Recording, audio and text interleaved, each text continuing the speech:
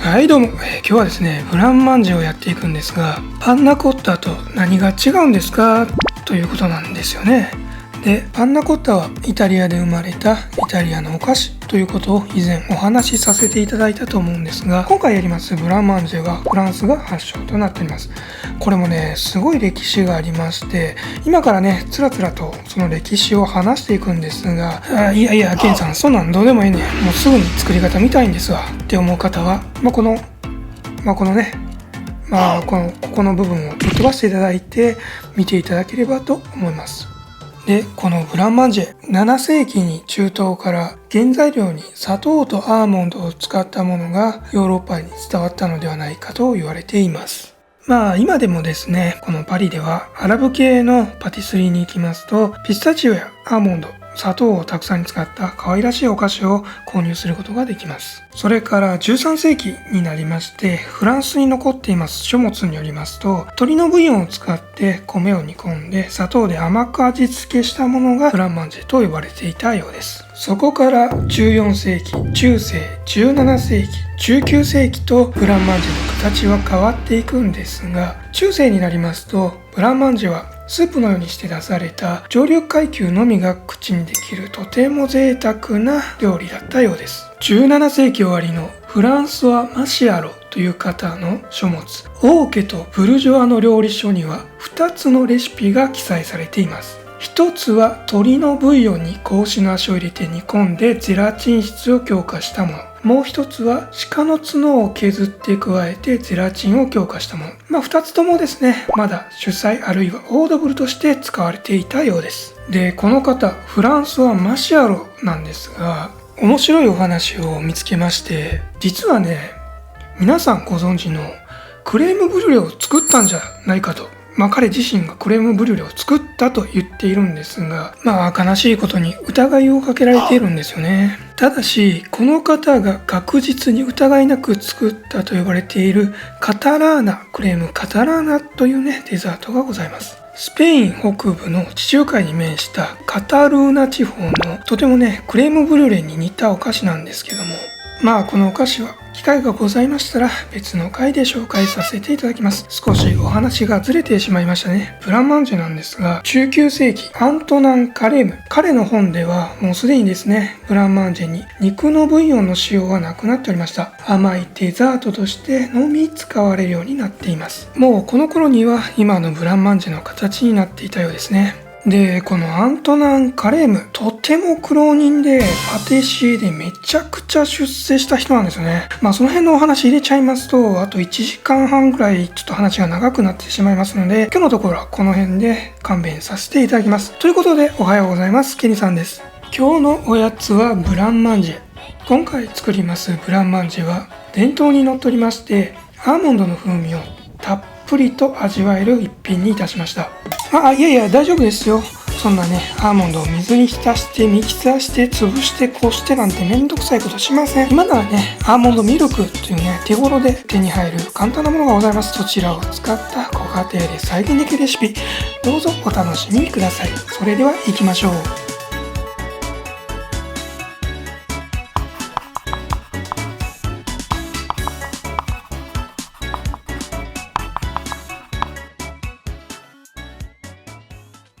それではまずゼラチンをふやかしていきます。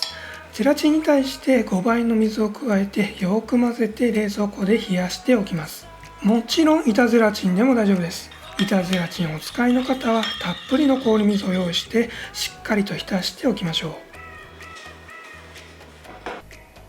う。生クリームに砂糖を加えてゼラチンが溶ける温度帯まで液体を温めていきます。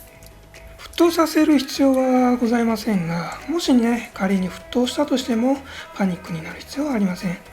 騰しても大丈夫です。温めた液体にゼラチンを加えてよく溶かします。もしね、ここで溶けきらない場合はもう一度温度を上げてしっかりと溶かしてあげてください。しかしですね、ゼラチンはタンパク質ですので、あまり温度を上げすぎますとタンパク質が壊れてしまいます。60度以下で作業するようにしましょう。ゼラチンがしっかり溶けたのを確認しながら別容器に移していきます。で、アーモンドミルクを今ここで測っているんですけども、可能でしたらね、先に測っておいて冷蔵庫でしっかりと冷やしておけばいいでしょう。ゼラチンをよく溶かした液体にアーモンドミルクを加えます。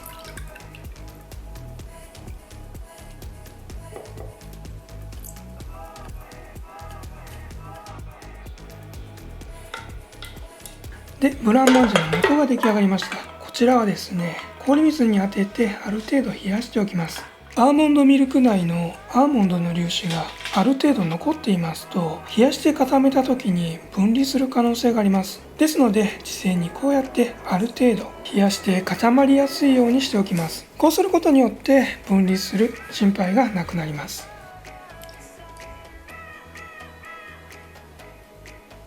出来上がったブランマンジェの液体を容器に移して冷蔵庫でしっかり4時間固めます。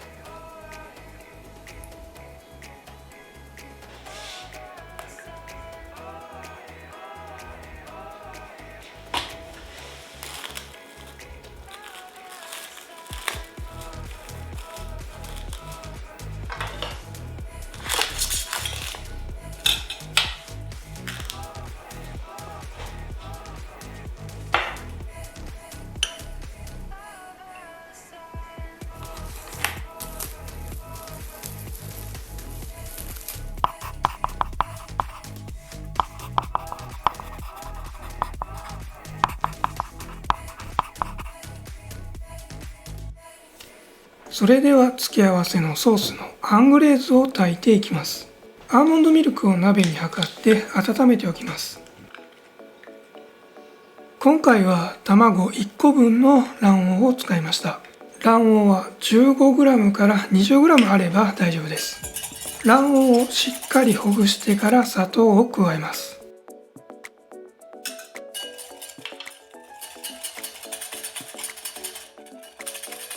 砂糖と卵黄がある程度混ざりましたら、先ほど温めておいたアーモンドミルクを加えていきます。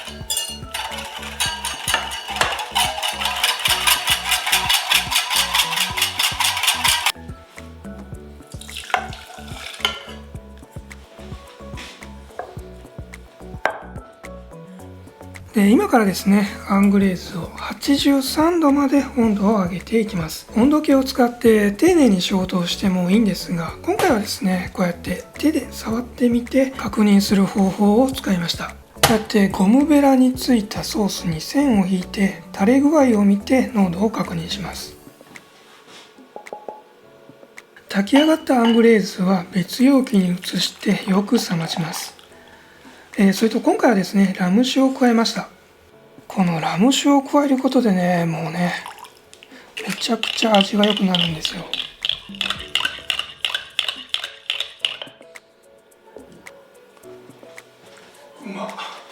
アングレーズソースはですね、とても栄養価が高く傷みやすいので、2日以内に食べるようにいたしましょう。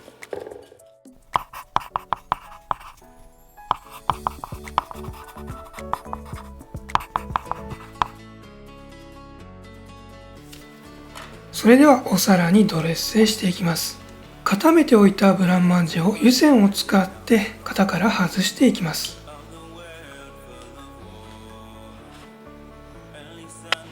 こうやってですね、型を左右に振ってブランマンジェがしっかり外れているか確認してからお皿の上に乗せていきましょう。皿ごとを振って器用に落ちましたね。ブランマンジェがお皿に落ちましたら、これも皿ごと冷蔵庫で冷やして固めておきます。では付け合わせのアングレーズ、こちらも準備しておきましょう。しっかりと冷やしておいたアングレーズ、ちょっとね、意外と固まってたんでスプーンを使ってほぐしています。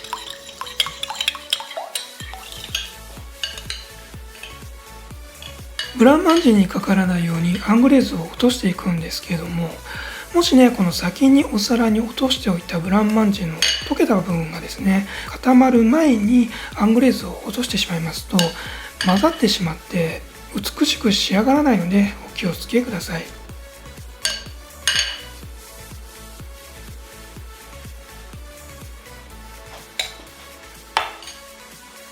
おお皿をゆすってソースを均一にならしていきます。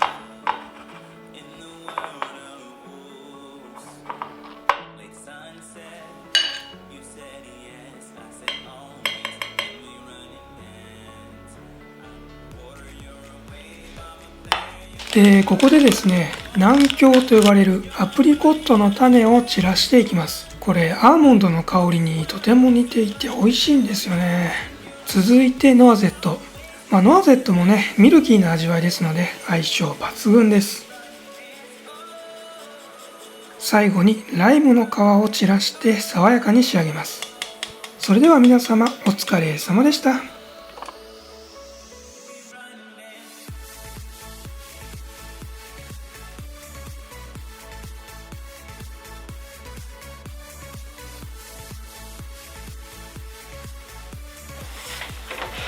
それではいただきます。今日見てください、これプルプルですよ。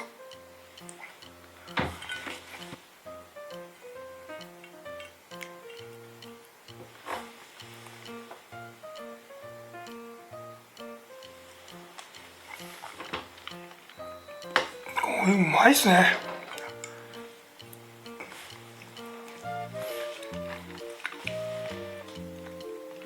しっかりとアーモンドの味が乗ってますね、このブランマンジェの方にも。ソースがね、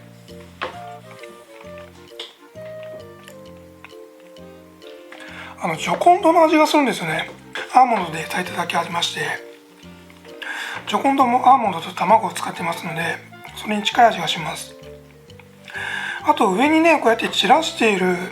南京がね、とてもいい仕事しますね。またこの南京がね、アーモンドのいい香りに似てるんですよ。もしね、こう手に入るんだったら南京を使って再現していただきたいですね。あとこのノアゼットもいい仕事します。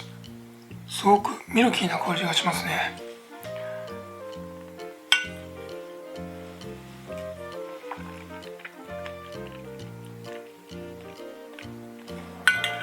このアングレーズがいいですね。いや、食べちゃいましたね。さっきフレジエ撮影してて、その試食が終わったとこなんですけども、全然食べれましたね。甘さも控えめに作ってますので美味しいです。ぜひね、これご家庭で再現していただきたいです。ということでね、今回も最後まで見ていただきありがとうございました。もしね、よろしければいいねボタンとチャンネル登録の方よろしくお願いいたします。それでは。